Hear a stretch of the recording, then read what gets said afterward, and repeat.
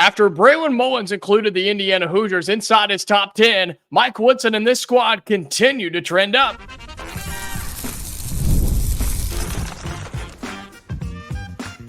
You are Locked On Hoosiers, your daily podcast on the Indiana Hoosiers. Part of the Locked On Podcast Network, your team every day. Welcome in. It is the Locked On Hoosiers podcast. I'm your man, Jacob Goins. I appreciate you being here, making this your first listen each and every day. We are a part of the Locked On Podcast Network, which is your team every day. A reminder, we are free and available wherever you get your podcast. Whether you're watching on YouTube or listening on audio, it is always free every single day. Today's episode of Locked On Hoosiers is brought to you by Game Time. Download the Game Time app, create an account, and use code LOCKEDONCollege for $20 off your first purchase. Terms apply. Well, five-star recruit Braylon Mullins, a guy that Indiana has been after for so long, has finally released his top 10. This is a guy who was extremely underrated. Then everybody jumped on him, and he has finally cut down his list to 10. We're going to talk about that today and why the Indiana Hoosiers are continuing to trend upwards with Braylon Mullins. Also, we have some updates from the TBT as Assembly Ball. Their run falls short in this round of 16. We'll talk about that and how they almost pulled off a miraculous comeback. And we're going to look at the schedule for Indiana football, give you some of my top games that I'm looking forward to this fall as we get closer to football season. Well, five-star Braylon Mullins, I mentioned that he has released his top 10 and a guy that Indiana wants desperately, okay? This is one of the best players in the area, one of the best players in the country. He is a top 25 prospect in the class of 2025. He's the shooting guard. We've talked about him a lot on this program, and other shows have as well because of all the different schools that he's being recruited by. But Braylon Mullins, right, the shooting guard who's 6'5" in 2025. He's a three-point god. He also is just a playmaker, and he's got the size, puts on a little muscle when he gets to college. The kid's going to be a superstar, okay? He's just going to be a difference maker in any program that he goes to. And I think the Indiana Hoosiers, well, I know this, that we are trending in the right direction, not just because we're in his top 10, but because we were one of the first and we're one of the most active programs that continues to recruit Braylon Mullins. We're going to all of his events with Indiana Elite. We're watching all of his AAU games. We're sending Mike Woodson, assistant coaches. We're sending everybody. We're sending the house, okay? When they were playing inside of Assembly Hall, the team showed up to watch these guys play. That's what Indiana has been doing with him. And I think and I know that we are trending in the right direction. Now, we're not alone, okay, because this top 10 is as stacked as it comes. All right, listen to this. This is in no particular order. This is the top 10 for Braylon Mullins. Purdue, UConn, Tennessee, Michigan, North Carolina, Kentucky, Alabama, Duke, Kansas, and Indiana. So tell me this guy's not good, okay? Every big blue blood in the country, every big name historical program, and even the new bloods as well have offered this kid, right? Your old school Indiana, Duke, Kansas, Kentucky, Michigan, North Carolina, Purdue, UConn, and then even some of your newer bloods, I guess, your new bloods, if you will, Tennessee and Alabama. Like, you're talking about the best coaches and the best programs in the world that have offered Braylon Mullins in 2025. Dozens and dozens more offered him, but this is now his top 10. And I believe that Indiana still sits in a really, really good spot. We know he's got a bunch of official visits set up coming starting in just a few weeks, right? A handful of weeks that Braylon Mullins will begin taking his official visits. And I have a belief here. I do. I have a belief that Braylon Mullins, because we're trending in the right direction, because the Hoosiers continue to make progress here, it's going to be a dogfight to the end. All right, let me say that right now. This is going to be a fight until the very end, until the day that he commits and signs on the dotted line. Every team that I just listed in that top 10 is going to be a part of this thing, okay? Now, I believe that Braylon Mullins could be the first domino to fall for this Indiana recruiting class. And I say that because of this. All right, he is going to cut his list to 5 at the end of October, and he's got a bunch of official visits set up. As I count them, let's see, 3, 6, 7. So after all of his official visits, he's going to cut it down to his top 5. And I believe that Indiana will be in that. I really, really do. I firmly believe we will be inside of his top 5. But I think Braylon could be the domino, the first one to fall. Everybody knows the domino effect, right? One goes, they all go. And I really do think he could be that, because look at where his visit is, okay? He's going to UConn on August 1st, Michigan September 7th, North Carolina September 14th. This guy's going to be busy, let me tell you what. September 20th in Indiana, we'll come back to that. 28th at Alabama, October 19th, Tennessee, and October 25th at Kentucky. Now, his visit with Indiana, we've told you this, right? He's not coming alone. He's coming with his teammates from Indiana Elite, Trent Sisley and Malachi Moreno, 2 guys that the Hoosiers are actively recruiting as well. That's a big-time bonus for Mike Woodson and the Hoosiers. Now, I've told you that I hate being squeezed in the middle, but since he's taking so many visits, hey, maybe he forgets his time at UConn, or maybe nobody can compare to the Hoosiers after that. I don't know. We're going to have to wait and see. I don't love where we sit in his official visit lists, but you got to take what you can get. And on September 20th, he will be here, Braylon Mullins, along with Trent Sisley and Malachi Moreno. And the recruiting pitch is simple. Look, you guys have been playing together at Indiana Elite. You guys are winning games and running the championships. Why don't you come do that here at the next level in Bloomington, Indiana? Why don't you stay home, 2 of you, and bring the other one with you from the state below and come and be future Indiana Hoosiers? It's a home run selling pitch. It really is. And if Mullins goes and commits to the Hoosiers, which I don't think he would do it after that visit. I think since he has 3 more after that, I don't think he's going to do that. I think he's going to wait until he makes his official visits, or I guess once he gets all of those out of the way, then he'll make his official decision. But I do believe that after his last visit at Kentucky on October 25th, I believe that he will cut his top 5, and I think Indiana will be in it. I really do. And I continue to think and know that we're trending up here. We're doing the right things. We're doing everything we're supposed to. If you're Mike Woodson and his staff, they're in on this kid. They're going to be there till the end. Then it comes down to, what does he want to do? If you can pitch that he can come play with his teammates, great. If they don't want to come here, okay, you can pitch that he can be the guy. He can be the next shooting guard at Indiana. And we've had a lot of good ones. We've had some really good ones, historical ones, guys that are playing and have played in the NBA. That's what you have to tell Braylon Mullins. I think the Hoosiers are in a great spot, and you're in his top 10. He'll be on campus the weekend of September 20th. He'll be visiting with his AAU teammates Trent Sisley and Malachi Moreno. Coming up here on Locked On Hoosiers, we will put an end to the TBT for Assembly Ball, who made it to the round of 16 and almost pulled off a crazy comeback win just last night. We'll have that for you coming up next on Locked On Hoosiers. Today's episode of Locked On Hoosiers is brought to you by Game Time. Game Time is the authorized ticket marketplace of Major League Baseball, which makes getting tickets faster and easier. Prices on the Game Time app actually go down the closer it gets to first pitch. Look, speaking of Game Time, I literally was on Game Time yesterday looking at football tickets for this fall. I was looking at some college tickets for Indiana, and I was also looking at some NFL tickets to see if they had some things on there as well. And they've already got games on there. And guess what? When you start price matching and comparing, nobody's got it like Game Time does.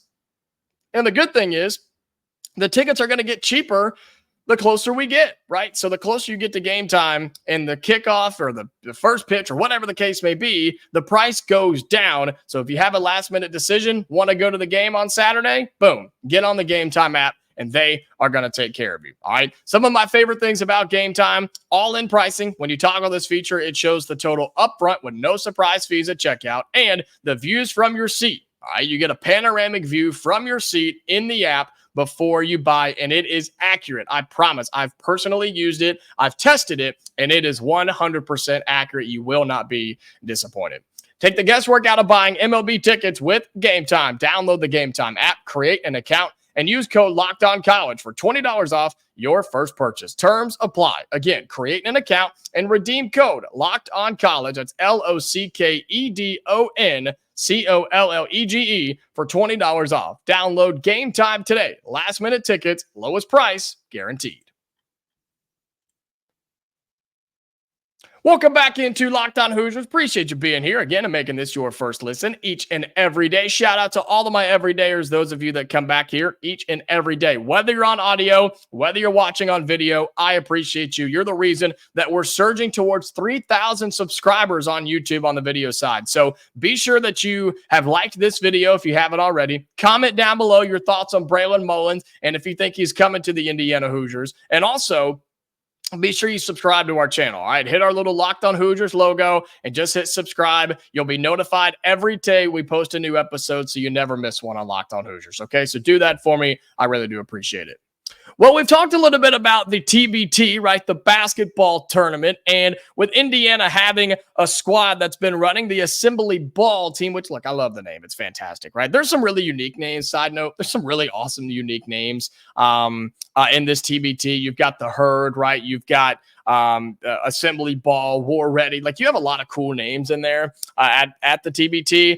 And the Indiana team, Assembly Ball, made it all the way to the round of 16. I keep calling it the Sweet 16. I don't think they technically call that since that's the March Madness round, but it's the same idea, right? Assembly Ball made it to the round of 16 on Tuesday night, but unfortunately they did get beat, and their run does come to an end because at that point it's just single elimination throughout this thing. And look, this was a very up and down game. Assembly Ball has played really, really good up to this point. Guys like Yogi Ferrell have had really good games, and he catches fire at the end of this. I'll get to that. But this team is just really well balanced, and there's a couple of squads that are just stacked in this tournament, and that's why they're going to try and compete and win $1 million in this thing. But the problem with Assembly Ball on Tuesday night was they fell behind, and they fell behind early, and they were playing catch up. They allowed a big second quarter, even more in the third quarter. I mean, they were just fighting from behind the entire time, right?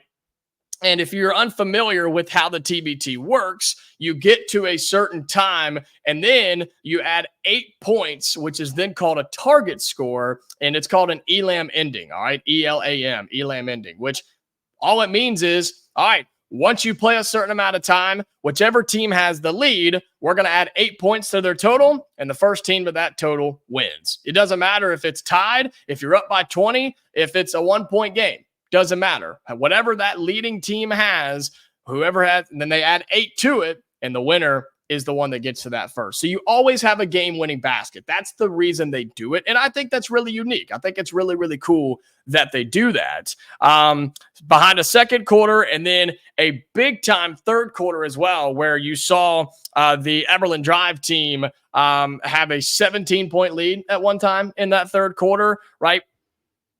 You had a chance where this Indiana Assembly Ball team, they made a push. They made a run.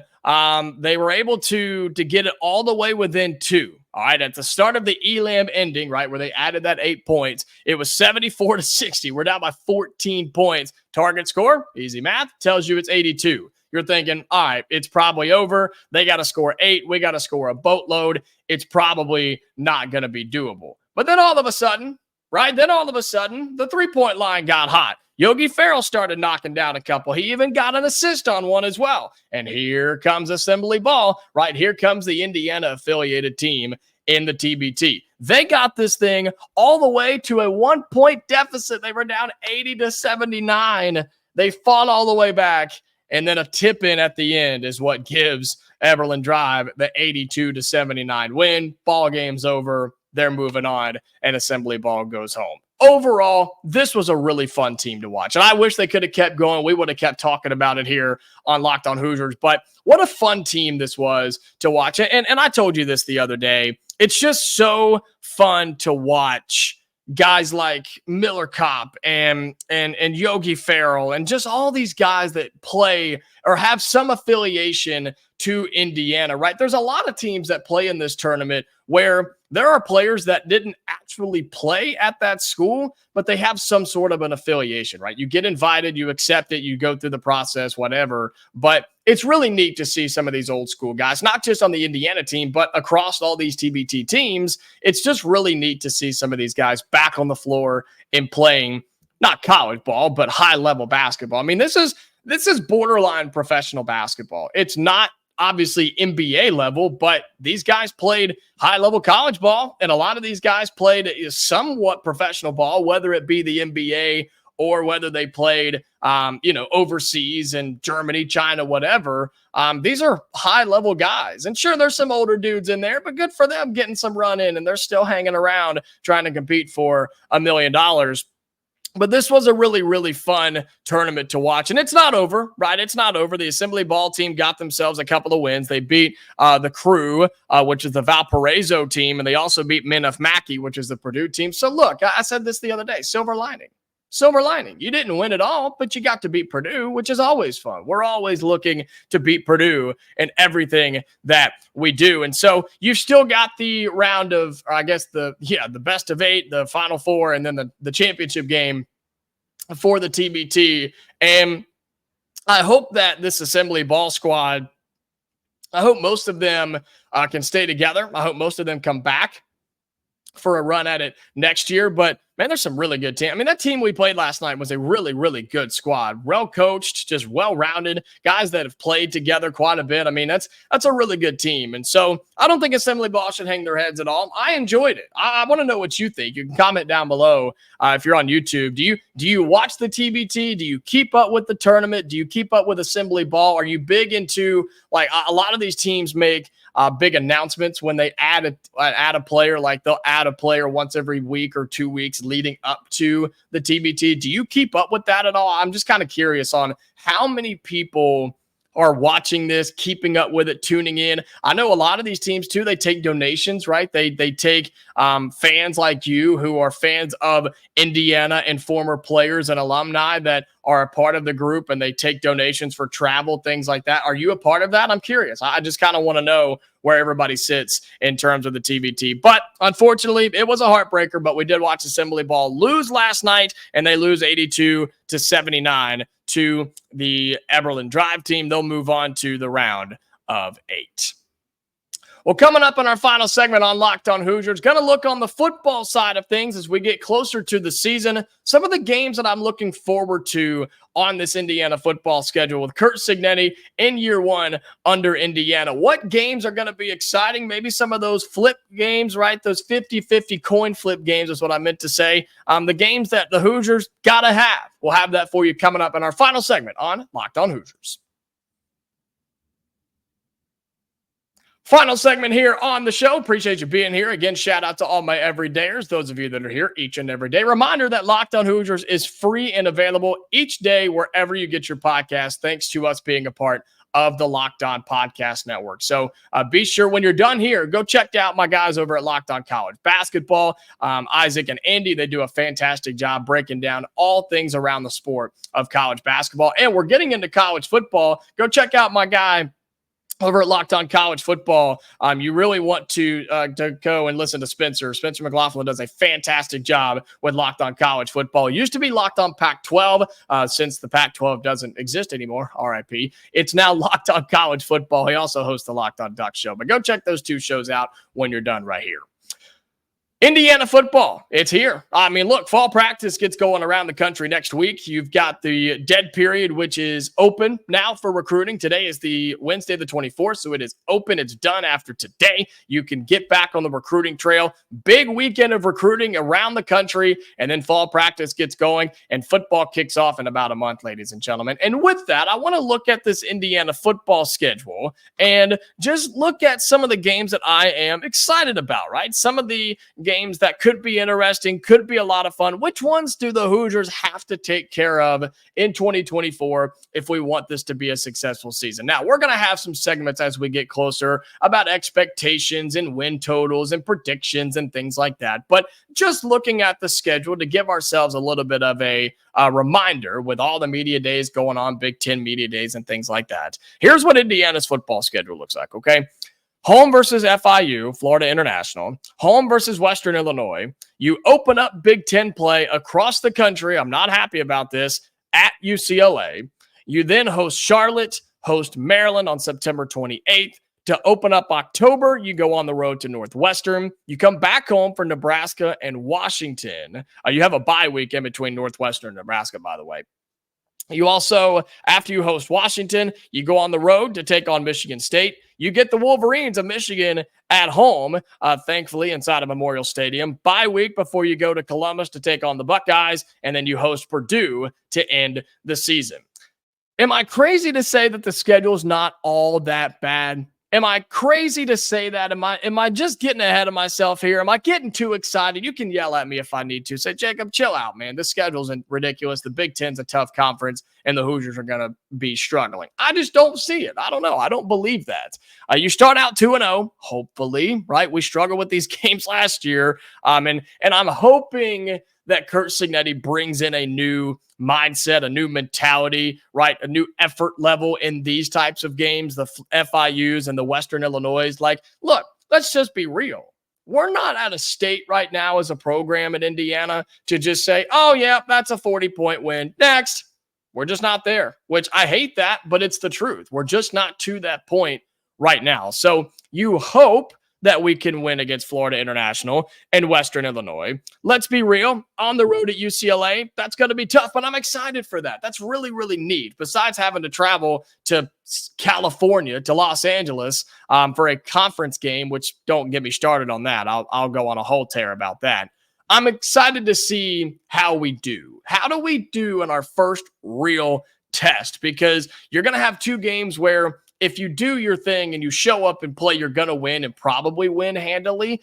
But then you go and you get a big one out of the gates. I don't think UCLA is going to be all that good of a football team, but I think that's more of just the trip more than anything. And hopefully some of you Hoosier fans travel out to Los Angeles. Maybe you got some Hoosier fans out there in LA that listen to the show and going to be at the game. Let me know. Would love to hear from you. You then come back home for two more games against Charlotte and against Maryland. Now, that's a good Maryland team, all right? People have seen that Maryland logo in the past, and people like to override it, overlook it, and not give them a whole lot of respect. That's a low-key, nasty Maryland team, okay? But if you beat Charlotte, which you should, okay, you have Maryland at home, and that's a game that I have circled on the schedule right now. That's an opportunity game for Curt Cignetti and this Indiana football team. You win that game, and things are looking up. That's a game that you will not be favored in. You're not supposed to win. Everybody across the country will pick Maryland to win that game on the road here in Bloomington, and the Hoosiers can shock the world and win that game, and then everything's in front of you at that point. You're on the road at Northwestern, who is, oh goodness, terrible. Okay, that's a bad team. Their stadium's not even, they're playing in a renovated half stadium on the water somewhere. I don't even know. It's kind of weird looking. So opportunity there. You come home after a bye week. Okay. So if you get to that point, you feel like you're doing okay. You have Nebraska at home, which who knows what the heck they're going to be this year. You do bring Washington here, which I think is really, really unique. I'm excited to see these new teams step into Memorial Stadium and allow Indiana to play new teams, play new guys, see new coaches and new faces, and Washington will be one of those. They're still going to be a solid team, but nowhere near the national championship contending team that they were a year ago, but it's still a tough game. At least it's at home, though, and you don't have to go out to Washington. Then you go on the road to Michigan State, who, will they be better this year? Heck if I know. Who knows? Michigan State's been just down in the dumps for a while now, so they got to get it together. Michigan is an interesting team, too, because they've still got a lot of talent. I don't care that they have a new coach and they just won the title and everybody left them and everybody's gone. It's still Michigan. That doesn't change anything. And so that'll be a tough one, but it is at home. All right. So a lot of our big games, Michigan, Washington, Nebraska, Maryland, those are all here in Bloomington. I think that really, really helps us out here. You go to Ohio State and Columbus, we'll just leave that for what it is. And then at the end of the year, when everything is said and done, you've got Purdue at home. Last year, don't want to talk about it. This year, you got it at home, and you have a chance to get one more win. I got to look up and see what the updated win totals are for the Hoosiers. I'm sure it's way too low. I'm sure we're not getting any respect, and I guarantee I'm going to disagree with it because, you know what? I'm overconfident sometimes, and I believe in Curt Cignetti and this football team. I'm excited about the trip to UCLA, Maryland at home. How about Washington at home and some opportunities with Michigan and Purdue right here in Bloomington? Football can't get here soon enough. We'll have full coverage of it for you right here on Locked On Hoosiers. Thank you so much for being here. Thank you for making this your first listen each and every day. Be sure, if you're on YouTube right now, don't do anything else. Like the video and subscribe to the channel. All right, that helps us out. We're continuing to grow. The people up at the top are noticing, so keep helping us out. You can be a part of this wonderful community. If you're on the audio side, you can do the same thing. Follow, subscribe, notifications, whatever you got to do to where you never miss a new episode of Locked On Hoosiers. As I said before, go check out Locked On College Basketball and Locked On College Football. That needs to be your second listen each and every day. You start here, Locked On Hoosiers, and then you move over to those two shows. All right, go check them out, and we'll be back tomorrow, Hoosier fans. Until then, stay safe, and I'll talk to you later.